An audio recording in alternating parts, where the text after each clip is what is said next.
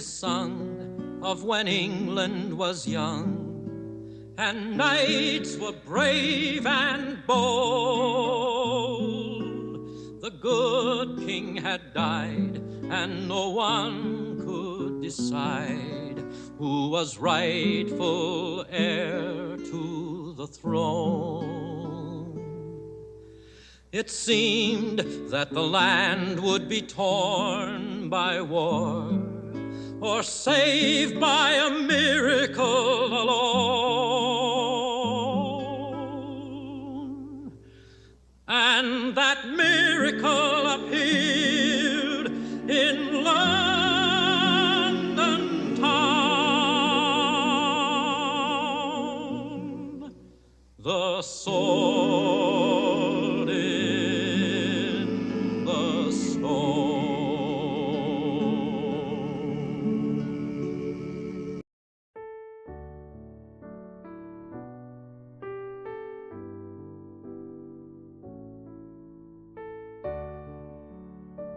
Desde tiempos inmemoriales, la humanidad ha buscado héroes, seres que caminan nuestra tierra, que sin embargo son capaces de enfrentarse a las más adversas de las circunstancias y emerger victoriosos. Hemos vivido enamorados de estas figuras, desde las épicas de Gilgamesh hasta las mediocres andanzas de Harry Potter. La figura del héroe es una figura eternamente cambiante, que se transforma con los tiempos y las ideas que florecen en su actualidad. Existe el inmortal héroe griego, con su casco plita, su lanza y su escudo, probablemente obsequiado por algún dios. Están los héroes de Roma, Escipión el africano, Julio César, Trajano y Bruto, los grandes generales, los líderes y emperadores, que han alcanzado un estatus casi divino en la cultura popular.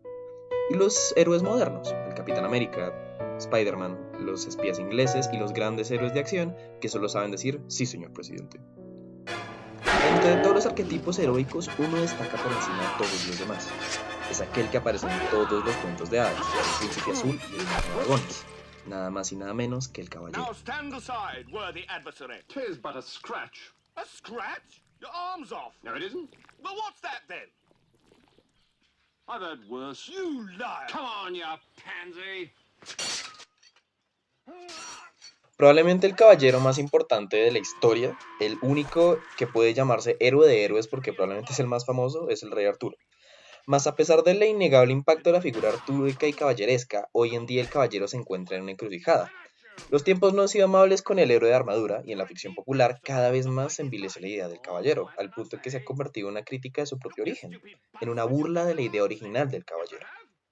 En la presentación de hoy vamos a explorar el destino del caballero moderno, la idea artúrica original y su transformación en un monstruo.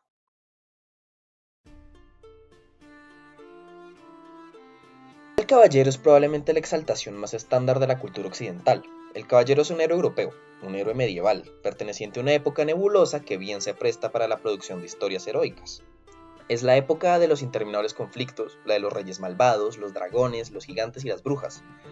Es una estética oscura, plagada de peligros y villanías, y es allí donde emerge el caballero, emerge radiante con su caballo y su espada, como el defensor de todo lo que es bueno, justo y cristiano. Las historias caballerescas más famosas e influyentes son aquellas que cuentan las andanzas del rey Arturo y sus caballeros, y ahí se plasman verdaderamente las cualidades de la figura heroica. El prototipo del caballero artúrico viene de las narraciones de Chrétien de Troyes, un escritor francés que adaptó las crónicas históricamente muy imprecisas de Godofredo de Monmouth sobre el pueblo británico, y construyó a partir de ahí el ideal caballeresco alrededor de la corte artúrica. Héroes como Erec, Percival y el mismísimo Lanzarote del Lago emergen de las ideas de Chrétien de Troyes, con la idea de formar un Aquiles contemporáneo, un héroe invencible y buen ejemplo de todas las virtudes cristianas. Y desde entonces el ideal caballeresco ha enamorado al mundo, y los caballeros de Arturo han cabalgado los campos de Bretaña durante siglos, siempre a la espera de nuevas aventuras en incontables iteraciones y reencarnaciones, coronando a la figura caballeresca como la primera que se presenta a los niños en los cuentos de cuna, canciones y programas de televisión, hasta el punto en que el mundo se cansó de ellos.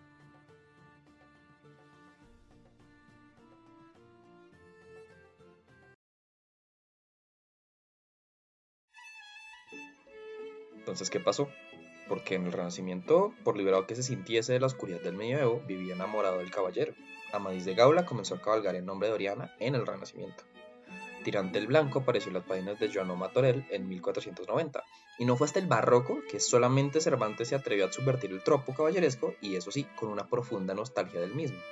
Incluso Enrique VIII hizo cosplay de Arturo en la mesa redonda de Winchester. Los románticos del siglo XIX también añoraban las épocas del rey Arturo. Obras como Ivanhoe de Sir Walter Scott, la ópera Lohengrin de Wagner o las pinturas de Millet evocaban aquella época de romances apasionados y amor cortés. Pero más allá de la influencia artística del caballero, el héroe de armadura siempre ha sido una figura profundamente relacionada a la cultura militar europea. El caballero siempre ha sido un soldado, a fin de cuentas, y por muchos años la nostalgia por la grandeza caballeresca alimentó de sangre a los campos de Europa. La Guerra de los 100 Años asoló la Francia de Chrétien de Troyes y la Inglaterra de Godofredo de Monmouth. La Guerra de los 30 Años enfrentó a las facciones protestantes y católicas de Europa en un conflicto devastador. Y el Reino de Inglaterra, el de Francia, el Imperio Español y el Sacro Imperio, todos llevaron a sus propios caballeros a morir por ellos. La expansión europea en América también realzó el ideal de la supremacía cristiana y europea sobre todos los demás pueblos del mundo, y muchas veces, por ejemplo en las cartas de relación de Hernán Cortés, se eleva al conquistador al estatus de un salvador espiritual, un guerrero equiparable al de un caballero en la mesa redonda que está llevando a Dios a tierras impías. Y solo hay que ver las estatuas de conquistadores para ver el parecido con los caballeros.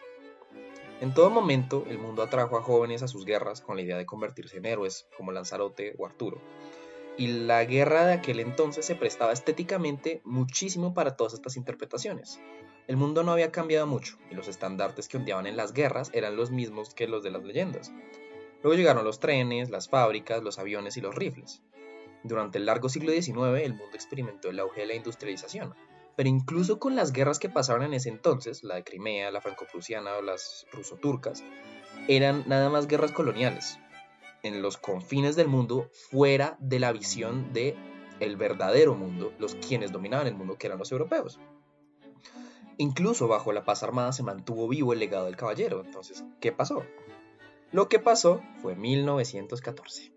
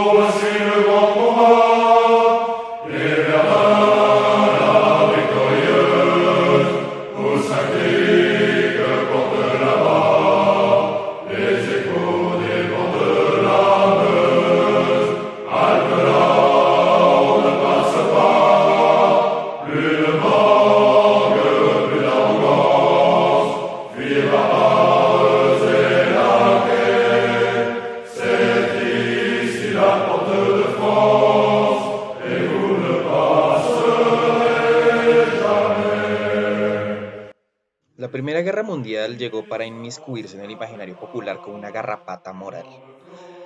Dejó el siglo XIX y empezó como una guerra del siglo XIX.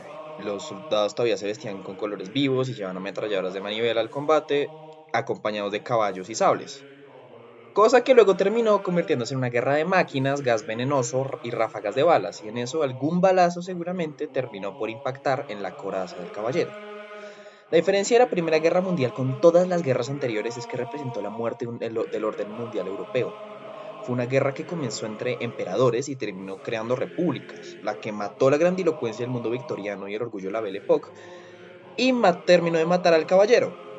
Pues es que esta siempre era una figura que traía la nostalgia de guerras legendarias y de batallas nobles, de encarar al enemigo y morir con honor. Pero no hay honor en una lucha en la que se mata con gas cloro.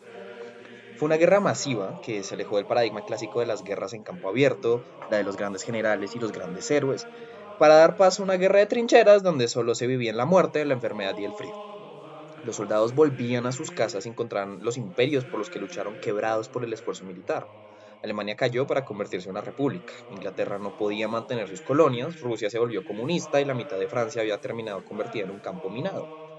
La guerra había dejado de ser gloriosa para hacerse terrible. El caballero murió en una trinchera y su cadáver se volvió algo mucho menos grandilocuente.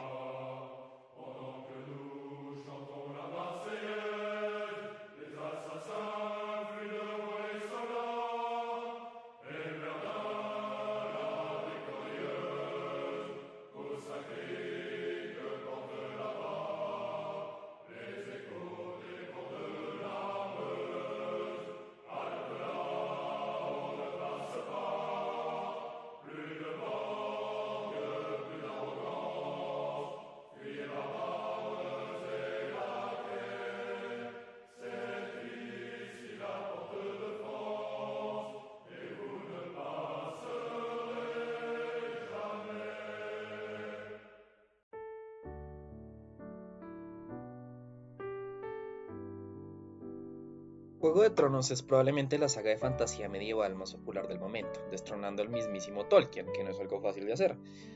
Y hay una razón muy especial por lo que esto es así. Tolkien es un cretín de toda. Los viajes de los hobbits a través de Arda nos traen de nuevo a esta época nebulosa y maravillosa las historias caballerescas. Un mundo perfecto en donde lo bueno siempre gana. Pero eso es algo que hemos comenzado a abandonar para ver el mundo desde lentes más cínicos. Los caballeros de George R. Martin son lo que realmente fueron: políticos, nobles, personas que se beneficiaban de la guerra para cumplir con sus propias ambiciones.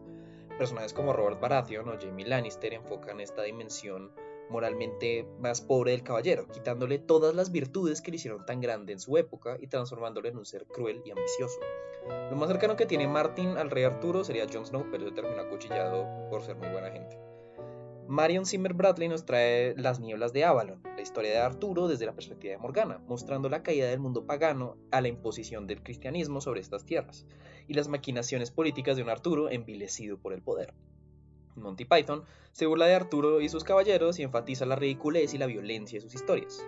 Nos muestra cómo su mismo régimen monárquico también no hace nada más que dañar a los débiles que juró proteger. Y The Witcher nos muestra un mundo plagado de historias artúricas clásicas, con un toque eslavo, reducidas a la miseria, quitándole la nobleza a los reyes y a los caballeros, encontrando la virtud en los humildes y en nuevos héroes que no tienen nada que ver con un caballero, como Geralt de Rivia. Ejemplos hay muchos, y está claro que la figura del caballero no está del todo muerta, pero saliendo de un siglo XX tan desencantado con la guerra y las ideas caballerescas, un siglo rebelde, lleno de ideas revolucionarias ante el conservadurismo y los viejos regímenes que los caballeros defienden, entrando en una nueva época donde hemos regresado a los héroes de Grecia y a los de Roma más que el mismo caballero, este yace herido en una trinchera, dejando todas las virtudes que le hicieron un símbolo de la más grande nobleza y transformado en una crítica de todos aquellos conceptos que alguna vez enalteció.